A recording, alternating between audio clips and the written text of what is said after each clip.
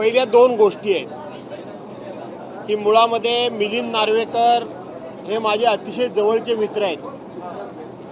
मिलिंद नार्वेकर आणि माझ्यामध्ये कुठल्याही प्रकारचे मतभेद नाहीत, कुठल्याही प्रकारचा वाद नाही. पहिली सुरुवात झाली ती थोडीशी त्यांच्या समज गैरसमजातून झाली.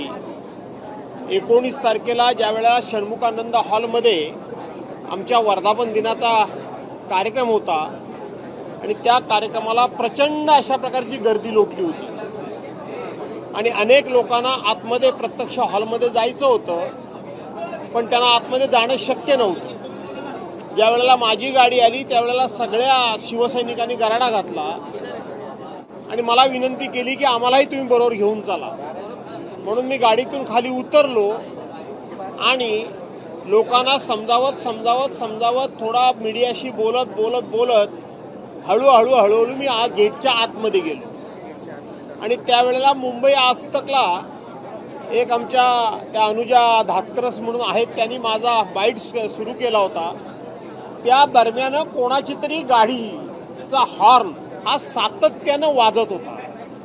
का वाजत होता तर समोर शिवसैनिक प्रचंड मोठ्या प्रमाणामध्ये गर्दी करून होते आणि त्यांना आतमध्ये यायचं होतं आणि म्हणून गाडी जाते असेल तर त्या गाडीतून आम्हालाही कोणीतरी घेऊन चला असा त्यांचा थोडासा हट्ट होता आणि म्हणून बराच वेळ हॉर्न वाजत होता.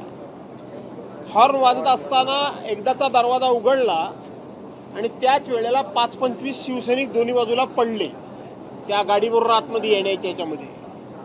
आणि म्हणून मी सहज नॅचरल विचारलं कोणाची गाडी, तर त्या मॅडम म्हणाल्या नार्वेकरांची गाडी. खरं तर विधानसभेचे अध्यक्ष नार्वेकर जे आहेत ते माझ्या डोक्यामध्ये बसलेले आहेत. मी तुम्हाला खरं आहे ते सांगतो. विधानसभेचे जे अध्यक्ष नार्वेकर आहेत त्यांची जी कामकाज करण्याची पद्धत आहे ते माझ्या प्रचंड डोक्यामध्ये बसलेले आहेत. त्यामुळं नार्वेकर कुठले नार्वेकर हे मला काही फार क्लिक झालं नाही आणि म्हणून मी एका क्षणात बोलून गेलो नार्वेकर असल्याचं काय झालं. शेवटी एवढी गर्दी असल्यानंतर आमच्यासारख्या नेते मंडळींनी 4 पावलं लोकांबरोबर चाललं पाहिजे, हा त्यातला प्रमुख हेतू. आणि म्हणून त्यानंतर नार्वेकरांना मला वाटतं ते कोण नार्वेकर हा शब्द लागला. नार्वेकर ह्यांना मी कणखर समजतो. नार्वेकर ह्यांना मी खूप अशा पद्धतीचे सगळ्या पक्षातल्या लोकांशी खूप चांगले संबंध आहेत नार्वेकरांचे, हे जगजाहीर आहेत. त्यामुळं नार्वेकरांची गाडी समजून मी विधान केलेलं नाही, कारण ते माझे मित्र आहेत. आणि दुसरं त्यांनी काल जे ट्विट केलं त्या सगळ्या पक्षातल्या संबंधाचा उपयोग हा मला विरोधी पक्ष नेतेपद करून घेण्याकरता म्हणून ते मुख्यमंत्र्यांकडनं करून घेणार असतील तर मला त्याचा आनंद आहे.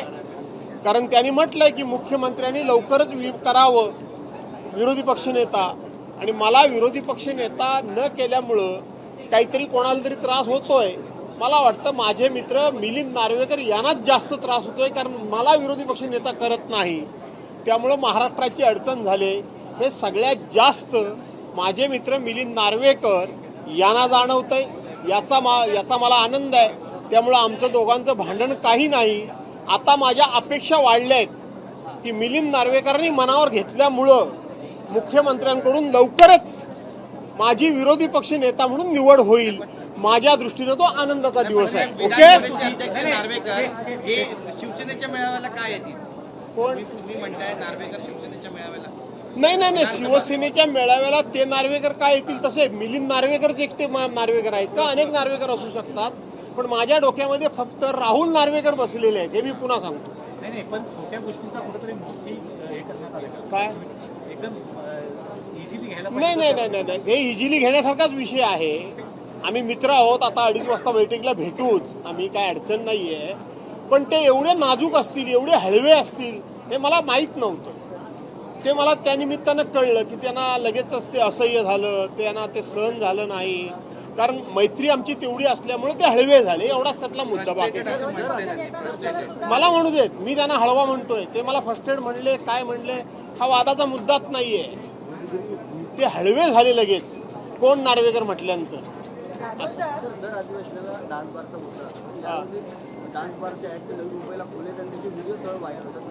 असं आहे की मागच्या वेळेला डान्स बारचा विषय मी स्वतः काढला होता पनवेलमधल्या. तिथे डान्स बार बंद आहेत. नवीन मुंबईमध्ये डान्स बार मोठ्या प्रमाणात चालू असतील तर थोडीशी जरा मला माहिती मिळाली तर ते बंद करण्याकरता सुद्धा आपण पुढाकार घेऊ. नाचतोय मग ते देवेंद्र फडणवीसांनी समजलं पाहिजे. गृहमंत्री म्हणून आपण असताना आपले पोलीस जर डान्स बार मध्ये नाचत असतील तर लोकांना तुम्ही कुठल्या तोंडाने सांगणार. याचा विचार देवेंद्र फडणवीसांनी करण्याची गरज आहे.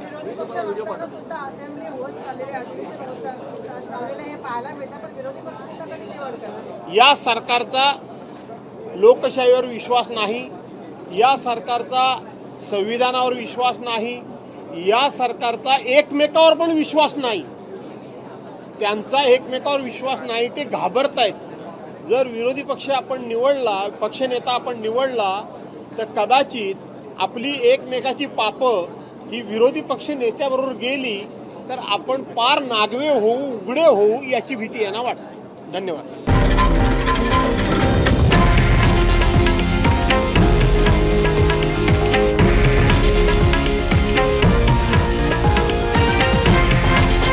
हे आहे देशातील नंबर 1 न्यूज नेटवर्क आणि आपण पाहत आहात TV9 मराठी, एकमेव.